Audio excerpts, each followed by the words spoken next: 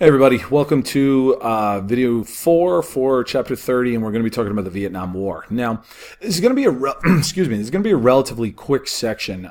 We will be talking about the origins of the Vietnam conflict, and we will be talking a little bit about Americans' involvement, but not too much.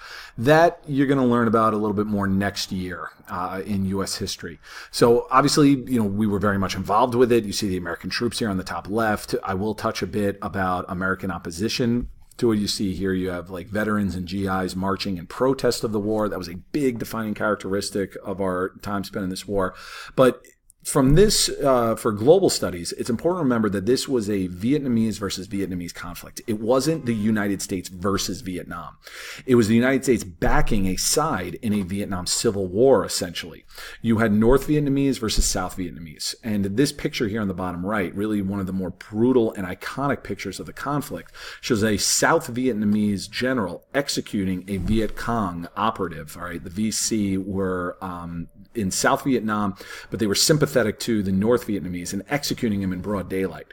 So that's important to remember. All right, this was not us versus them completely. We were very much involved with it, but this was a Vietnam conflict. All right, so Vietnam divided. So let's talk about how we got here.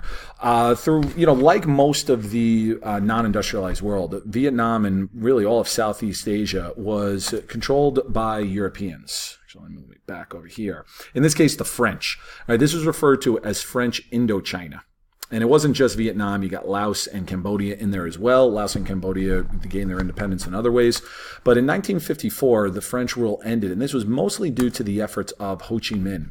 Ho Chi Minh was a nationalist leader, and he led a guerrilla war campaign against the French that the French eventually just kind of became tired from, and so they tapped out. And after Vietnam gained its independence, it was split in two. So you've got the Democratic Republic of Vietnam up in the north, and then the state of Vietnam in the south. Now, don't be confused by the whole democratic thing. This was a communist government, the same way that North Korea refers to itself as the Democratic Republic of North Korea. And state of Vietnam was non-communist. Now, South Vietnam was a dictatorship, but because it was non-communist, we backed it. Okay, the United States backed South, and then the North, was backed by communist governments such as the Soviet Union and China and so forth. Originally, the plan was that they were going to have elections to determine, what type of government they would have. Those elections were scrapped because the fear among the Americans and the South Vietnamese was that everybody would vote for Ho Chi Minh because he was becoming more and more popular even in South Vietnam. So they decided, no, we're not going to have elections, and South Vietnam is going to stay the way that it always was. Well, that wasn't good enough for Ho Chi Minh because he was determined to unite all of Vietnam under his rule. So he started sending support to the Viet Cong. The Viet Cong were rebels down in South Vietnam that sided with the North Vietnamese. Okay, so these were communist rebels in South Vietnam. So essentially now this is a civil war of communist versus non-communist, and that makes it a Cold War hotspot, and that guarantees that America is going to get involved in this. Now, you think, all right, why? And that was a question both during the war and even after. Why would, the superpower of the United States get so involved in a local conflict in a small Southeast Asian country? Well, it has to do with this thing called the domino theory. You got to remember that official U.S. policy regarding communism was containment. That goes back to the Truman Doctrine.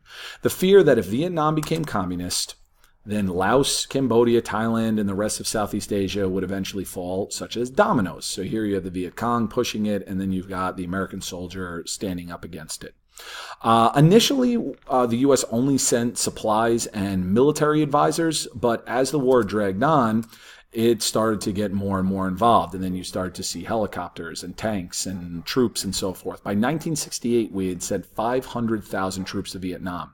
The fighting against it was very difficult, due mostly to the guerrilla warfare waged against us. The Viet Cong knew that they couldn't go toe-to-toe with the American military, but they had home field advantage and a sympathetic population. So they would run into the jungles, quick strike attacks, and then go back. This made it very difficult for the U.S. to even know who they were fighting against at times, and it unfortunately led to civilian casualties. Now, this ties into opposition to the war in the United States. as I said, one of the real defining characteristics from learning about this from an American's perspective is the protests. As the war carried on with no real victory in sight, and as reports of U.S. military atrocities start to make their way back to America, a large part of the American population started to oppose the war. You had mass anti-war protests, and this was all part of the hippie movement. You see the woman here putting the flower. This was at a massive protest where National Guardsmen were called in to keep the peace, and this famous picture of her putting a flower down the barrel of a gun. The famous sign that you'd see in all these protests, make love, not war. These guys here, you see what they're holding up. They're banning their draft cards. Burning their draft cards, right, to show what number they were being drafted. Guys would purposely get themselves hurt. Guys would flee the country sometimes. They'd flee to Canada. Patriotism, was a much different type of patriotism and nationalism than you saw in World War II, where everybody was gung-ho about the war. You had a mass movement of, checking out of society and anti-war. Because of this opposition, the U.S. just figured this isn't worth it anymore, and President Nixon ordered a ceasefire in 1973.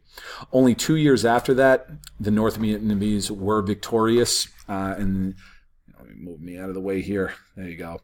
You have this iconic imagery on top of the U.S. Embassy in Saigon, the capital of South Vietnam, as the North Vietnamese were moving in, as they're trying to evacuate everybody. Saigon fell to the North Vietnamese and was renamed Ho Chi Minh City, and the capital was officially moved to the north. After that. So it was a somewhat embarrassing moment in American history that, the U.S. that, brought Nazi Germany and Imperial Japan to defeat, couldn't defeat a bunch of farmers in a jungle country, but it was a different type of war, different circumstances, and the U.S. paid for it, with a lot of American lives. All right, so quick one about the Vietnam War, and then in the next video we're going to wrap things up and talk about the fall of the Soviet Union and the end of the Cold War.